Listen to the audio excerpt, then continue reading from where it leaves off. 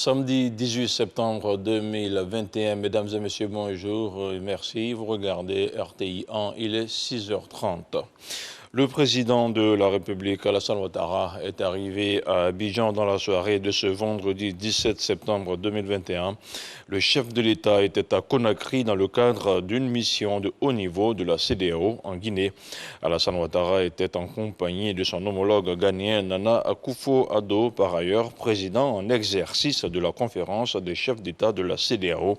Cette mission ouest-africaine s'est rendue en Guinée dans le cadre de la mise en œuvre des décisions du sommet extraordinaire de la CEDEAO. En effet, les dirigeants d'Afrique de l'Ouest ont annoncé le jeudi 16 septembre dernier à Accra des sanctions ciblées contre les auteurs du coup d'État en Guinée et appelé à des élections au plus tard dans 6 mois. En état de dégradation très avancé, la route de la côtière reliant Abidjan à San Pedro a fait l'objet d'une visite quasiment impraticable depuis des années. Le ministre-gouverneur du district du Bas-Sassandra est allé toucher du doigt la réalité. Rappelons que la ville de San Pedro abrite par ailleurs le premier port exportateur mondial de cacao, Sam Conan. Vu du ciel, on se croirait sur une piste villageoise. Une fois sur terre, on se rend compte qu'il s'agit bel et bien de la côtière. Autrefois, fierté des villes comme Fresco, Sassandra et San Pedro. Aujourd'hui, la côtière est dans un état de dégradation avancé. La côtière est tout simplement dans le coma. Quelques usagers téméraires rencontrés sur cette voie racontent leur calvaire. C'est des nids de poules, des puits perdus même. Avec l'état de la route, il y a des coupés de route. C'est risqué en fait. J'ai eu la route là, ça fatigue l'homme. On casse l'âme, les camions là, ils se gardent, sinon on souffre même. Souvent, peut-être là, ça fait couler, ça pousse. Un peu seulement, la voiture est gâtée. On va pousser. Nous les femmes là, on va pousser. Un peu seulement, la voiture est gâtée. Le ministre-gouverneur du district autonome du Bas-Sassandra, Philippe Légré, veut partager cette souffrance avec la population. Il s'est donc rendu sur la côtière. Vraiment, quand je suis arrêté sur cette côtière-là, mes pieds même me font mal. Cette souffrance-là fait que cette côtière-là a éloigné tous les investisseurs de notre district. Le Premier ministre Patrick Achi vient procéder au lancement des travaux de réhabilitation et de renforcement de la côtière. Un ouf de soulagement. Je suis en train de vivre une nostalgie. Ça, c'est une triste nostalgie. Parce qu'on ne va plus jamais voir cette côtière-là. Nous allons avoir ici une très belle route. Nous allons appeler tous les gens du district de venir réserver un accueil au Premier ministre pour l'acte combien important qu'il va poser au nom du président de la République, au nom du président Alassane Ouattara. La côtière, longue de 354 km, relie les deux ports d'Abidjan et de San Pedro. Aujourd'hui, à partir de San Pedro pour se rendre à Abidjan, les usagers devront faire le détour par Gagnoua, longue de plus de 500 km. Retour à Abidjan dans le cadre d'une opération de lutte contre le racket. 43 policiers et gendarmes viennent d'être mis aux arrêts. C'est le ministre de la Promotion de la bonne gouvernance qui l'a annoncé hier vendredi au cours d'une conférence de presse. Epiphane Zerobi Balo était accompagné du commissaire du gouvernement. Les précisions de Dengue Dangui.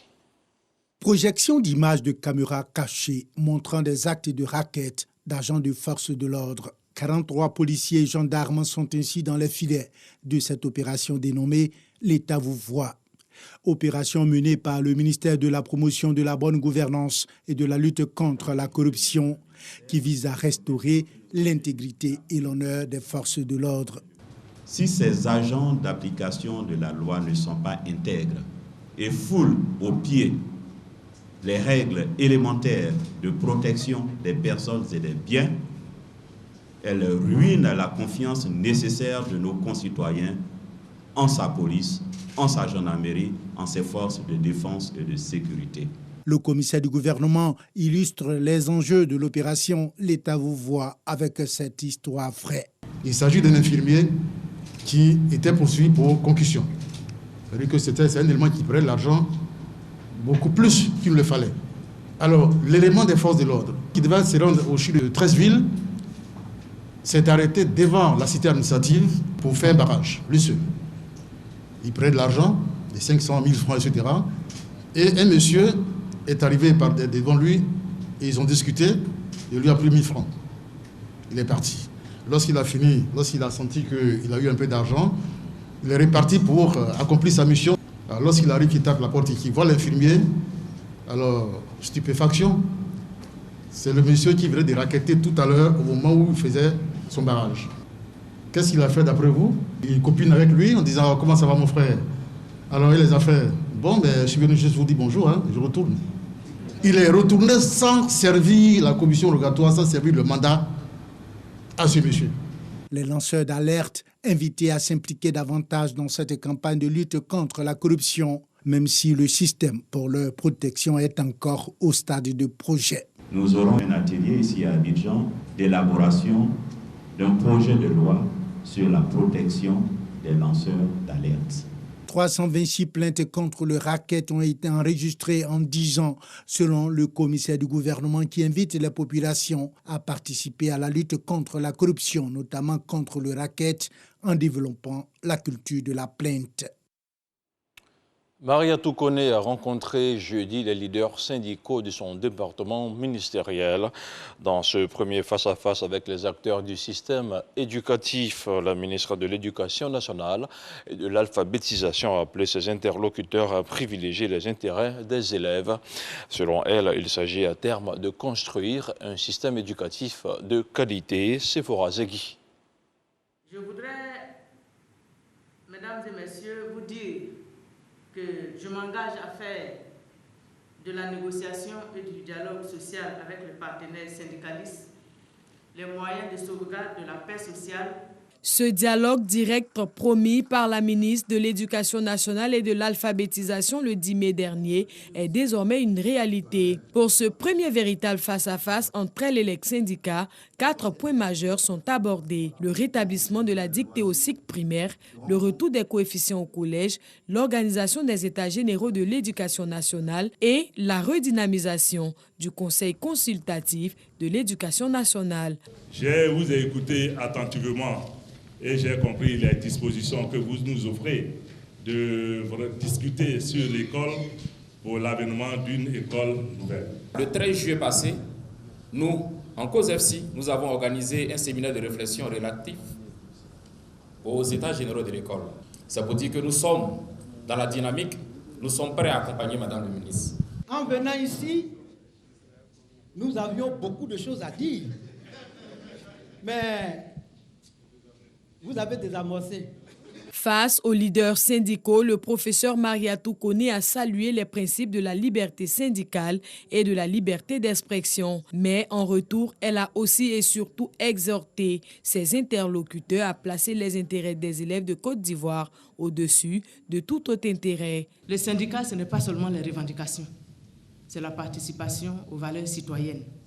C'est la participation à la vie de la nation. L'école n'a pas de couleur. Quand on va à l'école, on ne dit pas tel enfant est de tel parti politique, tel enfant est de telle religion, tel enfant est de tel groupe ethnique. C'est l'enfant, l'élève ivoirien. Donc notre dénominateur commun, c'est la Côte d'Ivoire.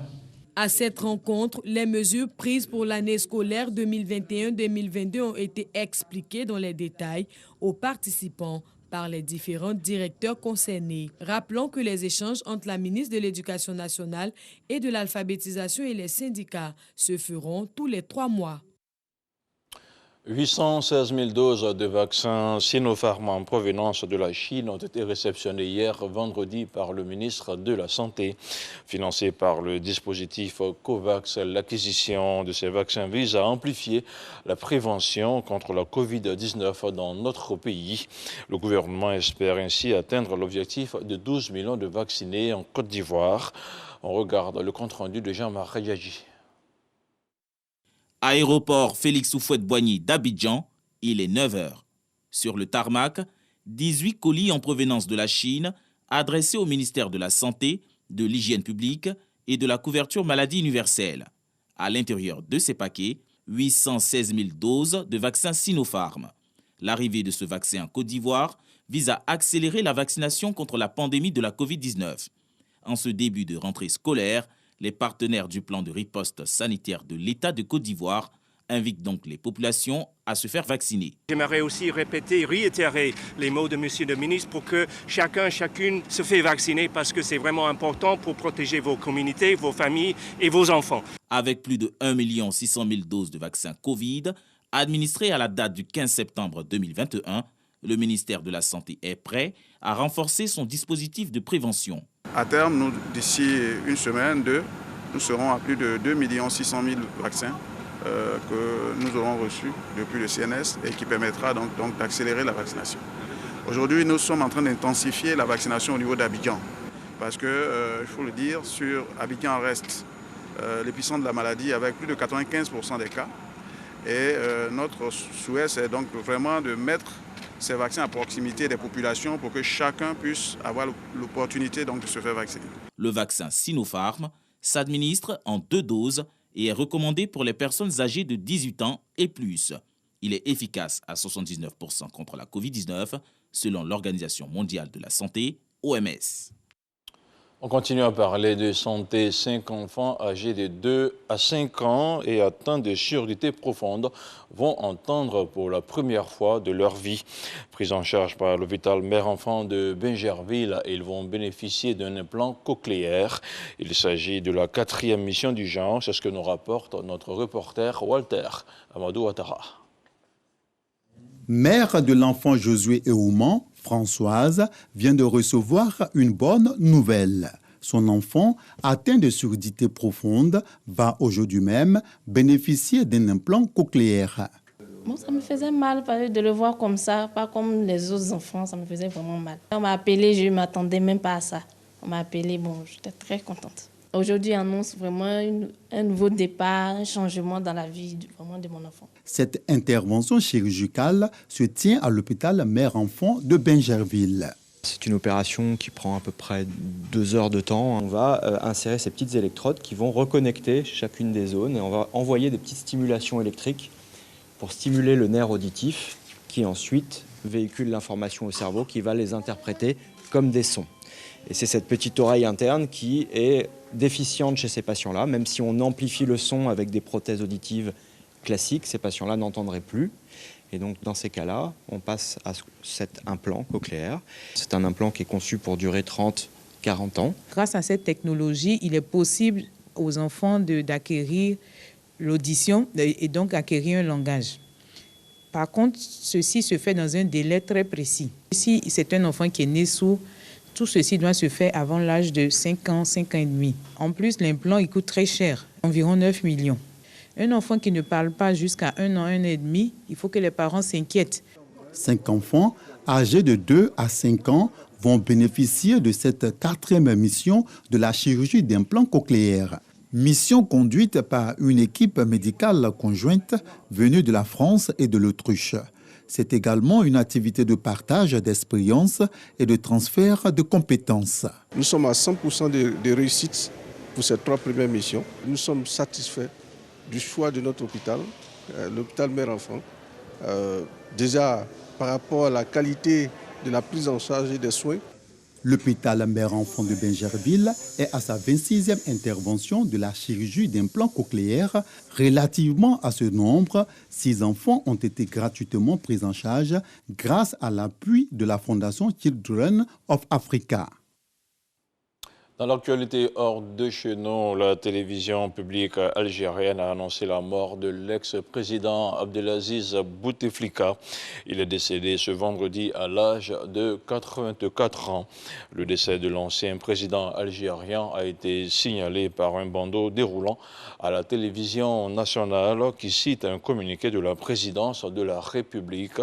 Il est mort à 22h, 23h heure de Paris à son lieu de résidence, précise la chaîne privé El Hayat TV.